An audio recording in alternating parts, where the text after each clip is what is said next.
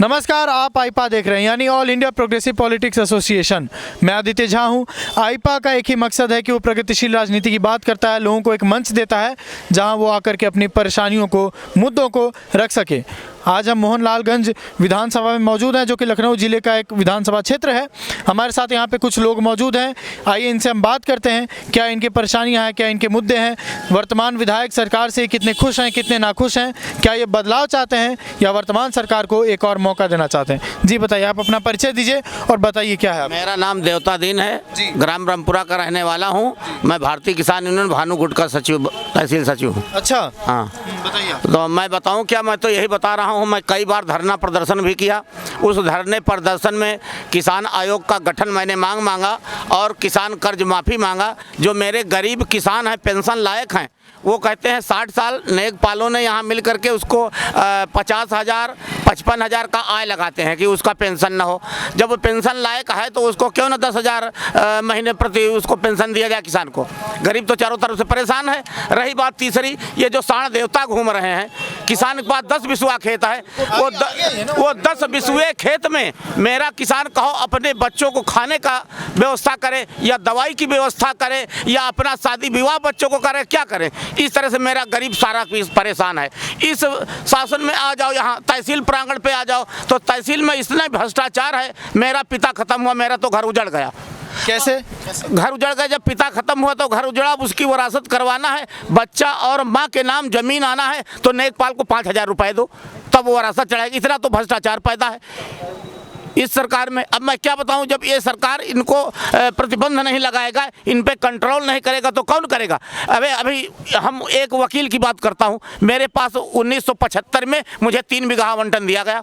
3 बीघा आवंटन में 2192 में यहाँ से दिल्ली तक देख लें उस खसरे में कि 34 बीघा जमीन है और 36 बीघा उस पर पट्टेदार बैठे। कौन वकील ऐसा कि 36 बीघा जमीन पे दूसरे व्यक्ति का पट्टा 144 धारा करने का वो करे। जब उसमें ज़मीनें नहीं है तो कहाँ से बढ़ा देगा। वो 34 बीघा जमीन, 36 बीघा है पट्टेदार, उसी में रोड निकल गई, ज़मीन कम, फिर भी वो किसान को मकरी माछी लड़ा रखे। तो इस तरह के तो दशाएं हैं। मेरे तो गरीब सब पीड़ित हैं। अभी कम्बल के लिए 50 महिलाएं मेरी आती हैं, मेरी बहनें आती हैं, मेरी माताएं आती हैं। नेकपाल की जिम्मेदारी पर सौंपा जाता है। नेकपाल भ्रष्ट है, तहसील भ्रष्ट है। उन जवानों को देंगे जो हष्ट पुष्ट हैं, जो महिलाएं मर रही हैं, गरीब हैं, लाचार हैं, अपंग हैं, दिव्यांग हैं, विधवा है, उनके लिए कोई रास्ता यहाँ नहीं है। ये तहसील ब्लॉक मोहनलालगंज तहसील ऐसी है, ये कूड़े पे है। बहुत नाराजगी है आपकी। बिल्कुल नाराजगी क्यों नहीं। जब शुद्ध काम नहीं होगा तो मैं हरदम नाराज रहूंगा। मैं तो इस पे धरना प्रदर्शन भी 1-2 बार किया हूँ। यहाँ 20 दिन बैठा हूँ। एसडीएम महोदया मेरी हैं, मैडम यहाँ है, लेकिन वो भी इस कान सुनते इधर निकाल देते हैं। कहीं किसी का कब्रिस्तान जुता रहे हैं, कहीं क्या जुताए डाल रहे हैं। अरे प्रधानमंत्री मरता है तो उसके लिए 10 बिस्वा 12 बीघा वहाँ दिल्ली में दिया जाता है। मेरा किसान देवता मरता है, उसका अनाज पैदा किया हुआ खाते हैं, उसके लिए कब बिस्वा देते हैं। हमको जवाब दे। वीआईपी कल्चर का जो गुस्सा है वो आप देख सकते हैं यहाँ पे।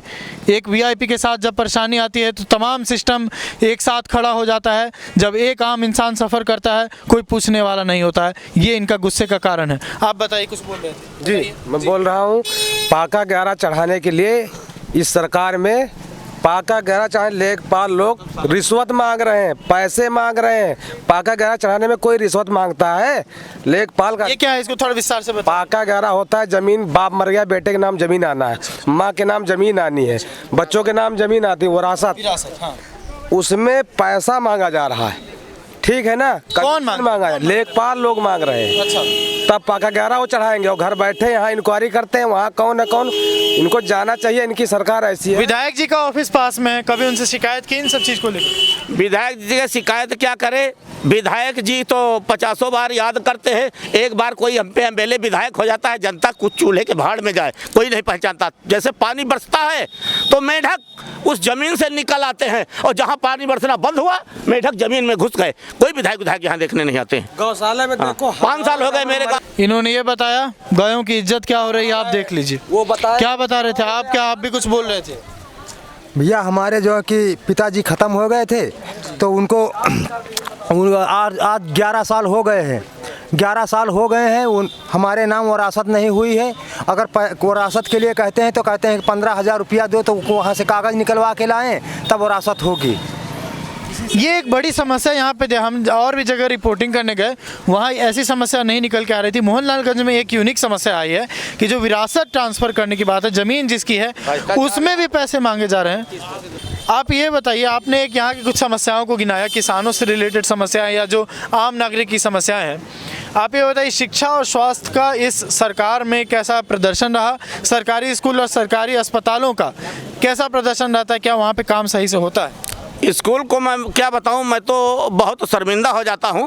प्रतिदिन 1 घंटे का समय मैं स्कूल में देता हूं, लेकिन सरकारी स्कूल खुलवा तो दिया, कपड़े दें, जूते दें, खाने दें, वो भ्रष्टाचार में जाए। अरे बच्चा को शिक्षा ना दिया जाए और खाना कपड़ा की लालच दिया जाए। उन गरीबों के पास पैसा नहीं, अगर पैसा होता तो प्राइवेट में नाम लिखाते। प्राइवेट बंद किया जाए, उन जो अमीरों के लड़के प्राइवेट में पढ़ते हैं वो सरकारी अस्पताल में पढ़ें। मैं देखता हूँ कितना कौन होगा। तो गरीबों के लिए कोई विकास नहीं, न शिक्षा का, न कोई विकास नहीं। सर नहीं, खाना तो इसलिए दिया जाता है ना ताकि बच्चे आकर के पढ़े, उनके फैसिलिटी। अरे बच्चे आकर के पढ़ेंगे क्या जब मास्टर बैठ कर तंबाकू खाएगा? कोई शिक्षा ही नहीं देगा। ऊपर का जो स्वच्छ अधिकारी बैठा देखने वाला, शिक्षा विभाग का देखने नहीं आएगा। जो वहाँ बैठे कूलर का मतलब पानी, फ्रिज का पानी, कूलर की हवा खाते हैं। ये गरीब खून पसीना निकलता है, इनके कोरोना नहीं आता है भैया। जब यहाँ रहें, क्षेत्र में रहें, किसान के साथ लगें, तो उसकी दशा को जाने कि किसान के ऊपर कौन दर्द होती है और कौन पीड़ा होता है। वो तो किसान मरा जा रहा है चारों तरफ से। कहेंगे गैस सिलेंडर से दे दिया, 1000 रुपए का गैस सिलेंडर कौन व्यक्ति भरा पाएगा? 10 बिस्वा खेत में 15,000 की लागत आती है तार बंधाने के लिए, और उसमें रात दिन को मजदूरी बेचारा करता है। रात में वहाँ सोने जाता है, लगी ठंडक, 15,000 लग गए, बहुत लोग मर गए। बताओ कैसे जिएंगे, कहाँ बच्चों को पढ़ा पाएंगे? इस तरह की समस्या है, चारों तरफ से किसान मेरा मर रहा है। और कुछ बताइए, क्या सड़क बिजली पानी कैसा रहा योगी सरकार? सड़क बिजली पानी तो ठीक है भैया जी। तो क्या चाहते हैं? अब मैं थोड़ा कंक्लूजन पार्ट पे आता हूँ। बदलाव चाहते हैं या एक और मौका देंगे? जब जनता का काम नहीं होता है तो बदलाव होना ही चाहिए। सीधा बोल दीजिए फिर। नहीं, या तो हम लोगों का जैसे काम है वरासत वाला सही देख करके वरासत किया जाए। मैं उतरावा का रहने वाला हूँ, रामपुरा ग्राम है। अच्छा, हाँ, आप बताइए, बदलाव चाहते हैं या मौका देंगे?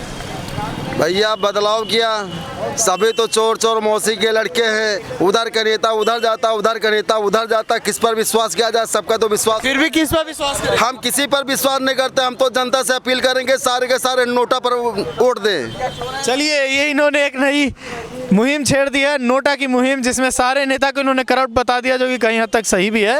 नोटा का कोई प्रचार ही नहीं करता है। अच्छा, आप नोटा का प्रचार करेंगे? गवर्नमेंट को चाहिए नोटा का भी प्रचार करना चाहिए कि नोटा का बटन किस लिए बनाया गया है। अगर किसी को कोई राजनेता पसंद नहीं तो उसको बताया जाए कि। आप अपना नाम बताइए। मेरा नाम हरिनाम साहू है, तहसील मोहनलालगंज के अंतर्गत का रहने वाला हूँ। अरे बेहतरीन बेहतरीन, इन्होंने नोटा का मुद्दा बड़ा अच्छा उठाया, क्योंकि और कोई उठा नहीं था। मैं यही कह रहा था कि बाबा जी के पास संदेश अगर मेरा पहुंच जाए तो कृपया करके वो जो गौशाला में एक बार जाके देख लें, कैमरा लगवा लें, घर बैठे वो एसी में वो ना बैठे, जानवरों को हत्या जैसे हिसाब हो रही है। अरे साहब, ये बदलाव के मूड में नजर आ रहे हैं क्या? आपको क्या लग रहा है, क्या होने वाला है? क्या कह रहे हैं आप? बदलाव के मूड में ये लोग नजर आ रहे हैं। नहीं, बदलाव तो एकदम नहीं होगा। नहीं होगा?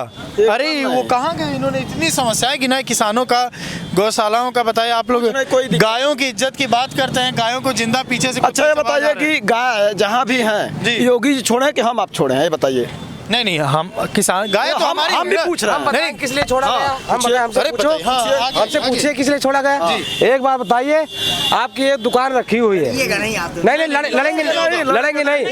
ये सिर्फ रखना है। भैया लखनऊ है, ये लखनऊ है, मुस्कुराहट दुकान है। आप बोल दीजिए फिर। हाँ, मेरी बात सुनिए तब आप बोलिए।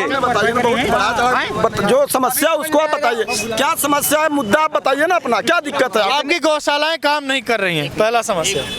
देखिए, हम भी बनारस से आए हैं यहाँ पर, और आइए बनारस बहुत गौशाला है, बहुत गैया है वहाँ पे, कोई दिक्कत नहीं। सुनिए, हम पूरा बरेलिया भी छान के आ रहे हैं। कल हम यहाँ पे भी ग्रामीण क्षेत्रों में गए थे, गौशालाएं आपकी काम नहीं। हमें तो ऐसा नहीं लगता है, सरकार बदलने वाली नहीं है, योगी जी फिर आएंगे। क्या आपका मानना है? बेहतरीन।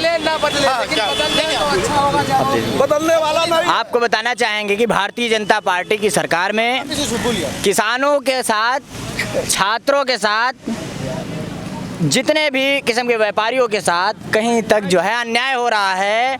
आप लोगों को पता होगा, आप युवा हैं, आप ही के भाइयों के साथ कल इलाहाबाद में लाठीचार्ज हुआ, जो कि बहुत गलत है।